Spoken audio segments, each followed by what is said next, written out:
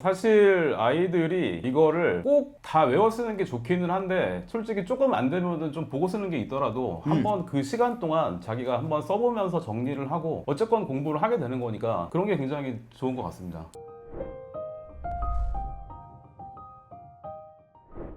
안녕하세요. 넥츠도 캐슬입니다. 오늘도 김철호 선생님과 함께 하고 있습니다. 오늘 주제는요, 수학 개념, 그 중에서도 개념의 암기에 관한 문제입니다.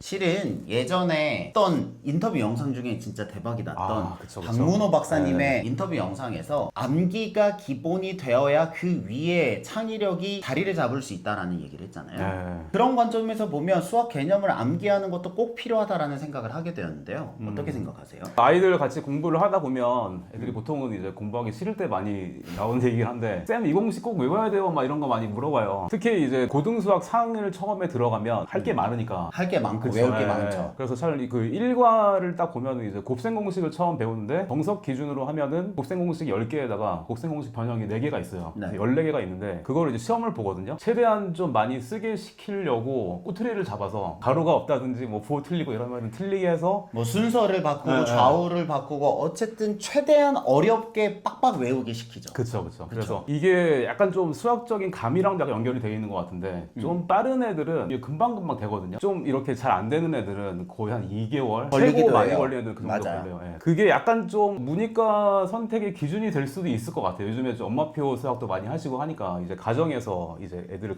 가르치거나 할 때 약간 좀 그런 게 있는 것 같아요. 그런데 그렇게 힘들게 외우면 아이 입장에서는 안 하고 싶잖아요. 저희도 백지 개념 테스트를 다 해보지만 어떤 경우에는 이거 다 이해했는데 굳이 외워야 돼요? 혹은 이거 의미 없이 외우기만 하는 것 같아요 라는 피드백을 드릴 때도 있긴 하거든요. 사실 제가 여기 지금 이제 센터에서 같이 수업을 하게 된 게 만 2년 됐는데 처음에는 백지 테스트를 이제 접했을 때 조금은 사실은 좀 거부감이 맞아요. 있었거든요. 선생님 예. 처음에 거부 많이 하셨어요. 예전에 이제 깜지 약간 좀 덜 받는 느낌? 찌로 하는 느낌이 있어서 처음에는 솔직히 약간 좀 거부감이 들었었거든요. 근데 사실 제가 이제 이번에 7월에 1-1 과정을 시작을 하는데 1-1 과정만 생각을 해보더라도 처음에 이제 등식이 성질이 나오잖아요. 양변의 같은 수를 뭐 더하거나 빼거나 곱하거나 나누어도 식이 변하지 않는다. 이런 걸 배우는데 특히 이제 중요한 게 나눌 때 0이 영이 되지. 아니라, 그쵸. 예, 그게 중요하잖아요. 근데 이제 수업을 이제 하다가 어떤 학생들한테 이거 왜 0으로 못 나누는지 아니 물어보니까 그냥 책에는 못 나온다고 나왔거든요. 그냥 그쵸. 불능이라고 나왔어요. 그쵸. 근데 이게 또 그 한 학생이 있었는데 이제 그 학생한테 물어보니까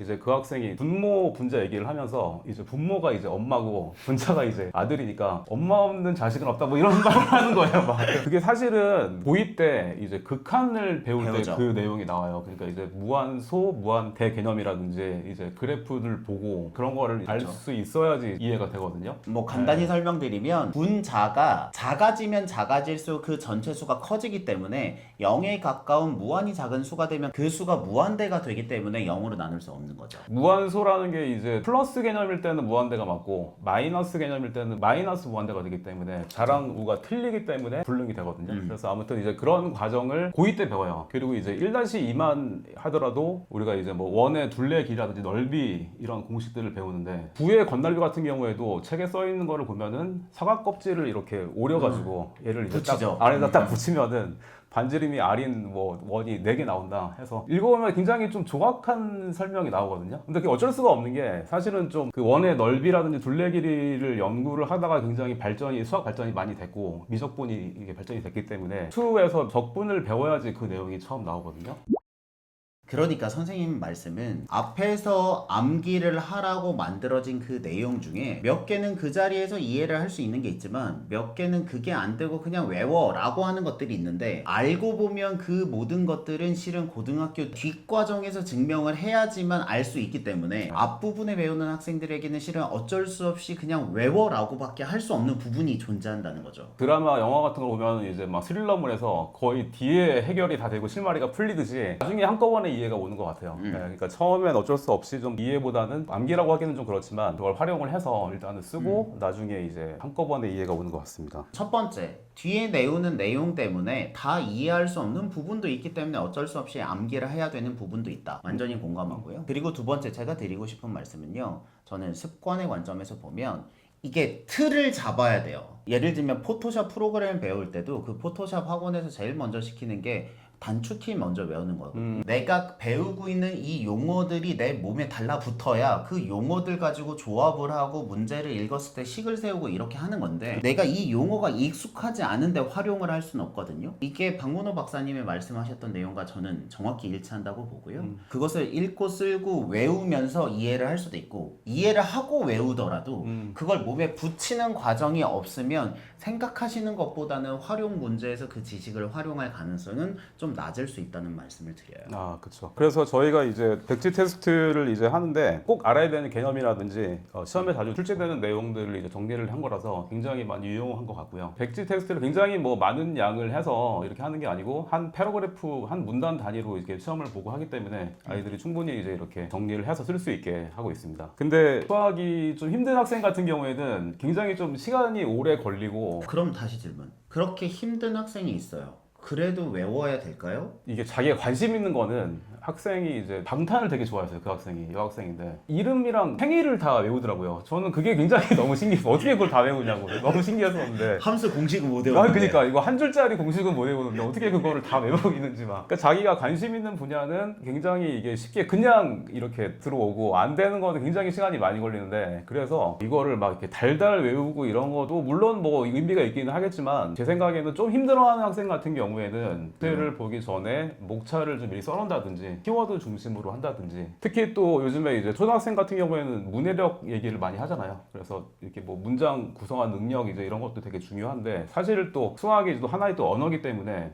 이 문장 구성하는 능력이 좀 떨어지면 당연히 그러니까 좀 이렇게 어린 학생들은 식을 쓰는 게 어렵거든요. 근데 그거를 너무 그러니까 물론 이제 식 쓰고 이런 게 굉장히 중요한데 애들한테 너무 그런 형식적인 거를 강요를 하면 어린 학생들한테 이게 수학적인 재미라든지 이런 거를 느끼기 전에 너무 형식적인 거를 강조를 하다 보니까 오히려 그게 좀 수학이 굉장히 좀 싫어지고 저희 같은 경우는 초등과정이 이제 이번에 제가 또 어떻게 하다 보니까 5-1 수업을 시작을 하게 되는 약간 좀 저도 도전적인 거 중에 하나긴 하거든요. 그래서 저희 조교반 같은 경우에는 이제 백지 테스트를 보는데 처음에는 가로를 해놓고 키워드 중심으로 이제 봐요. 심화를 할 때 두 번째 쓸 때는 좀 이제 문단을 쓸 수 있게 그렇게 하거든요. 약간 좀 점진적으로 이렇게 좀 체계적으로 하는 게 중요한 것 같습니다. 기본적으로 요약을 하면 중등과정 이상부터는 전 써보는 연습을 풀 패키지로 해야 된다는 게 제 생각이고요. 학생에 따라서 그 자극이 좀 다를 수 있지만 중등과정 정도면 충분히 할 수 있는 양이고 실은 많지 않고 초등과정은 물론 이게 암기가 중요하고 체득이 중요해요. 중요하고 안 중요하다는 건 아니지만 어린 나이에 초등과정을 배우면서 그 프레셔가 너무 높아지면 수학에 대한 흥미 자체를 잃어버릴 수 있기 때문에 그 부분은 괄호치기라든지 패러그래프를 써본다든지 하는 등의 점진적인 방법을 쓴다. 하지만 그럼에도 불구하고 우리의 목적은 그 용어들이 내 몸에 붙어서 자유롭게 활용될 수 있을 정도로 체득은 해야 된다라는 말씀을 꼭 드리고 싶습니다. 아, 그렇죠. 이제 사실 아이들이 이거를 꼭 다 외워 쓰는 게 좋기는 한데 솔직히 조금 안 되면은 좀 보고 쓰는 게 있더라도 한번 그 시간 동안 자기가 한번 써보면서 정리를 하고 어쨌건 공부를 하게 되는 거니까 그런 게 굉장히 좋은 것 같습니다. 그러니까 우리의 목표는 다 외우는 거지만 외우는 게 정말 필요하지만 그게 너무 힘들면 보고 쓰더라도 이것을 몸에 붙이는 연습은 꼭 별도로 해주시면 좋겠다 라는 말씀을 드립니다. 이렇게 앞으로도 저희가 실제로 학생들에게 수학을 가르치고 있잖아요. 그 경험에서 필요한 내용들이나 뭐 중요했던 순간들은 영상으로 공유해 드리도록 하겠습니다. 여러분들의 교육을 응원합니다. 저희들의 대치동 캐슬이었습니다. 감사합니다.